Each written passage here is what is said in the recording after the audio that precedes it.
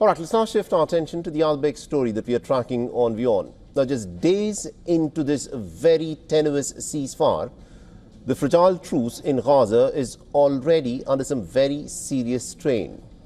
This after Hamas handed over the remains of two more of the deceased Israeli hostages, and it has now said that it is going to be really hard to retrieve any more of the bodies that are trapped and buried under the rubble caused by the Israeli bombings without access to some specialized equipment to clear that rubble created by the Israeli campaign of attacks. Now, the Israeli Defense Minister, Israel Katz, has now threatened to resume the war on the Gaza Strip if Hamas fails to return the dead bodies of the Israeli captives that lay buried under the rubble.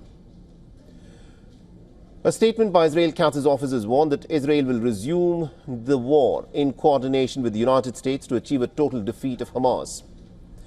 The Prime Minister Netanyahu has also vowed to achieve all the goals of the Gaza war and is determined to achieve the complete victory against Israel's enemies.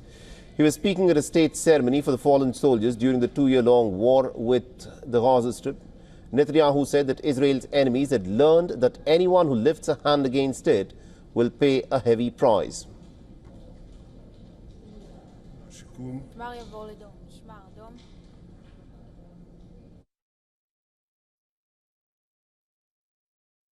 Whoever raises their hand on us already knows that they will pay a very heavy price for their aggression. We are determined to complete the victory that will affect our lives for many years. Now,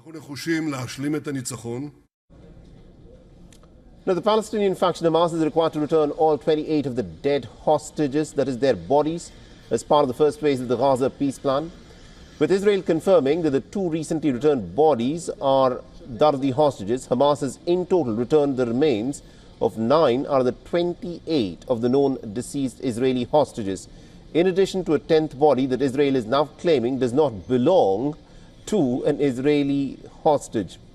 Now, since Monday, under a ceasefire deal that was brokered by the American President Donald Trump, Hamas has also handed back about 20 surviving hostages to Israel in exchange for nearly 2,000 Palestinian prisoners who were freed from Israeli prisons.